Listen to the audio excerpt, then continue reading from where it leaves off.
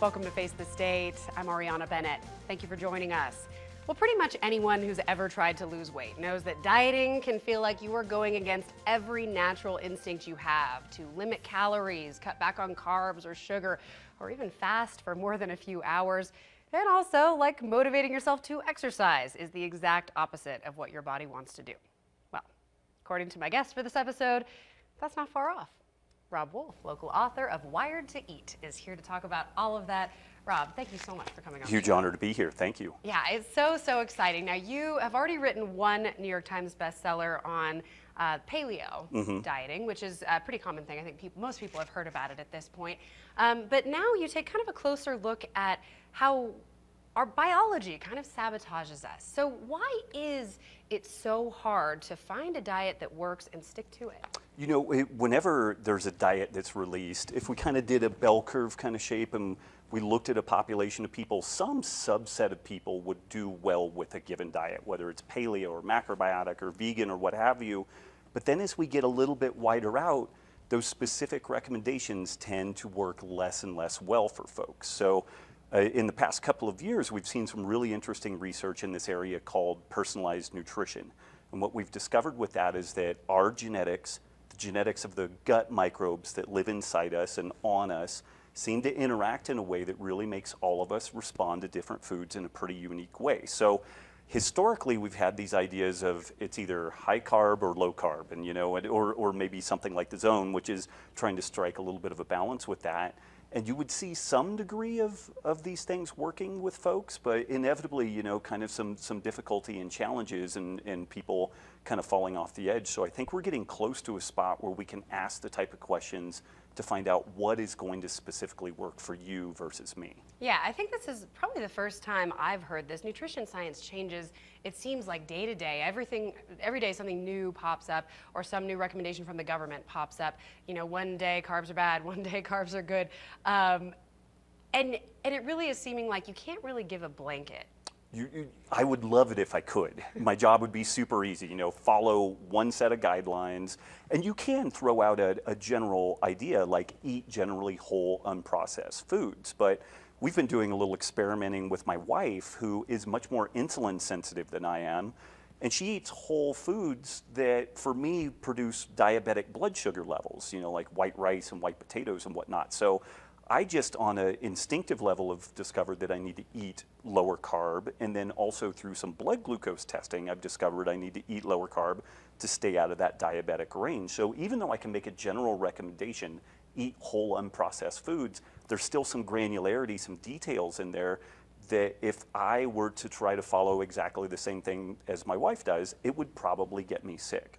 Yeah, and put on top of that complication, I think, is the fact that our bodies are pushing us to make certain choices. And I think, that kind of, it's the title of your book, Wired to Eat, because we are wired to eat, not just to eat in general, but to eat specific things. So tell me where the title comes from. The title comes from this, so I had lots of people who would start motoring along in a dietary approach, and then they would just kind of spin out. And in asking them what went wrong, they would inevitably tell me, oh man, it just felt hard. I felt like a failure. There was a lot of guilt and kind of morality in this sense that they thought that it was supposed to be an easy process. And for me, looking at this as kind of a biochemist and looking at it from this kind of evolutionary medicine perspective, in the back of my head, I'm thinking, no, that's crazy. Like when you look at the world we evolved in versus the world we live in, we are wired genetically to eat anything that's not nailed down and then to go lay down and have a nap. And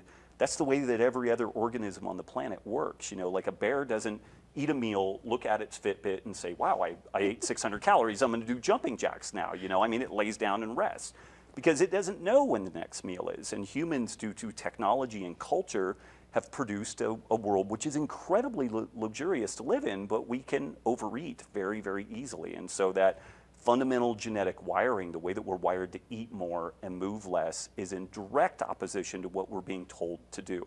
So if we can help people understand that, then we can diffuse the guilt and the drama and the sense of failure that they've had when they understand that. And I'm not recommending that people just accept that and just roll over and say, okay, life's going to have its way with me. But if we understand how we're wired to eat, if we understand that we're wired to eat more and move less, then we can start constructing strategies about tackling this. But it's after we get past that guilt or the sense of failure. Yeah, I think you make a really good point in here. You say our ancestors, the ones who survived, were the ones who figured out how to eat more to survive with less effort. Right. And so basically, we're just continuing on that legacy, only now it takes no effort at all. You could work from home. Like I work from home as a writer and researcher. I can order food to my door. I can pop it in the microwave.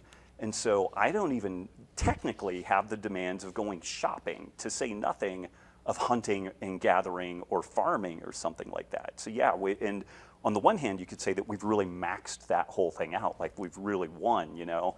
But now we are so rich in different foods and calories that we can eat ourselves into chronic disease like type 2 diabetes, Parkinson's, Alzheimer's. Yeah. Yeah. Now, obviously, we know dieting is hard, but on the other end of the spectrum, overeating is extremely easy.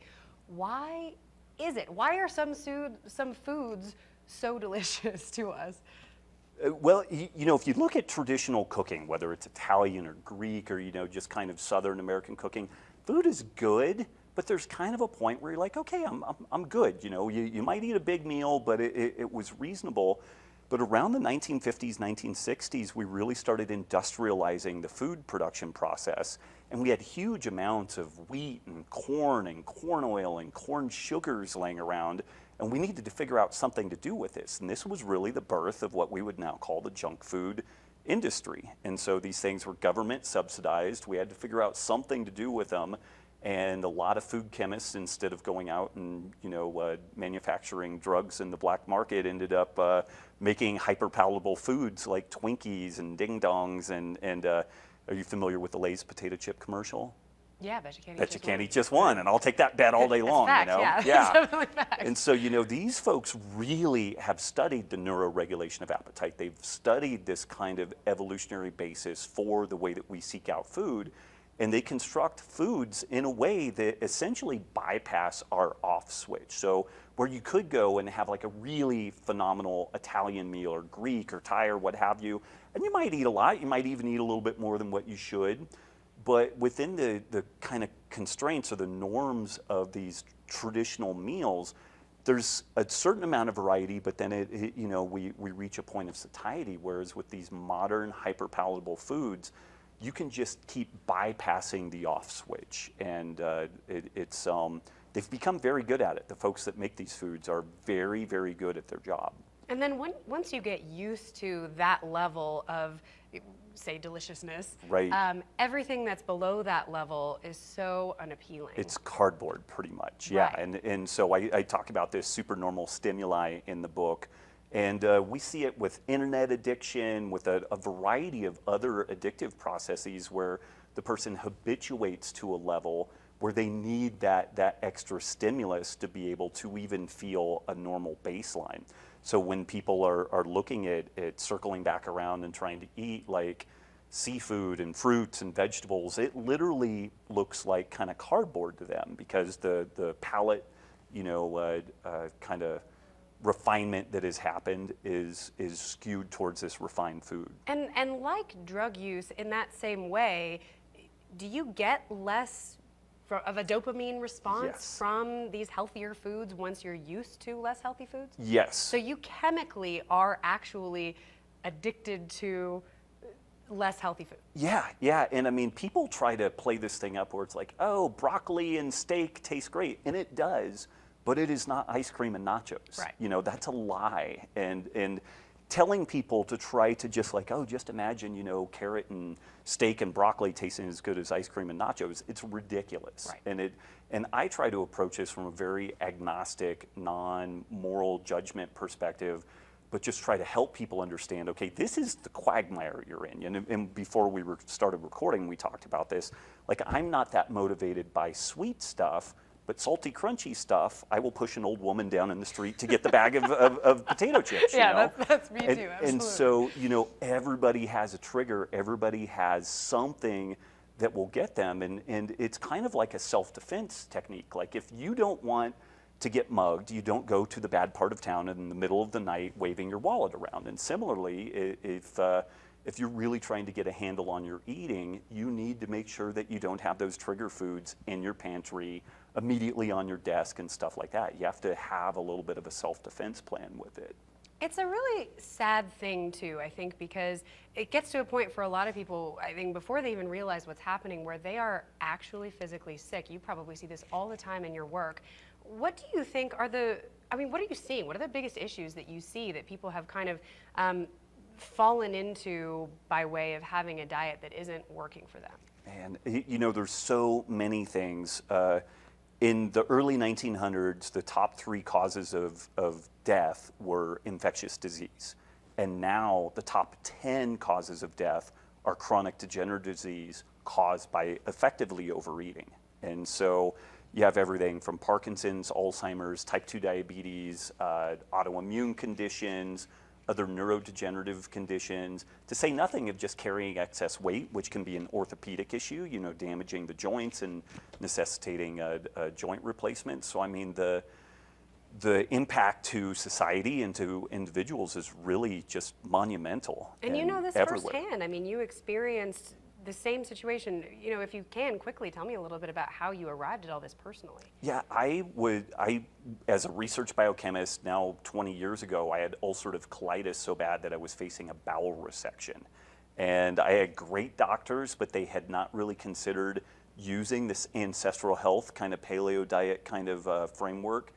I started exploring that, tinkered with it. It basically saved my life, and then I was able to do both benchtop research, also a research fellowship, and then started working with folks and writing books around this. But it's been almost 20 years, but it definitely saved my life. Yeah, and in talking to you about this in the past, you told me that you've seen people not only reverse diabetes, but also reverse infertility and Right. all manner of other health issues just by changing their diets. Yeah. And you know, again, if we just look maybe 20, 30 years ago, and you look at disease rates within the westernized populations, and then we compare those with today, these rates of degenerative diseases and insulin-resistant type diseases, which like with the reproductive issues, PCOS, polycystic ovarian syndrome, is exceptionally common now. And 30 or 40 years ago, it was virtually unknown.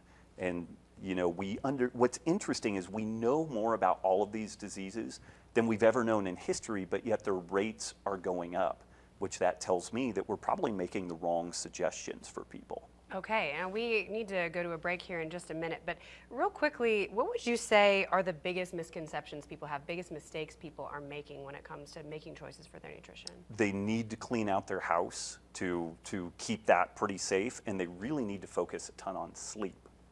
Oh, Yeah. So not a dietary Not necessarily a dietary intervention, but a lifestyle intervention, sleep. Wow. And I feel like that's probably music to a lot of people's ears. Right. Okay, well, we're going to talk more about solutions. Stay with me here. Coming up on Face the State, I will be back with Rob Wolf to talk about the changes he calls for in order to live healthier lives. That's right after the break.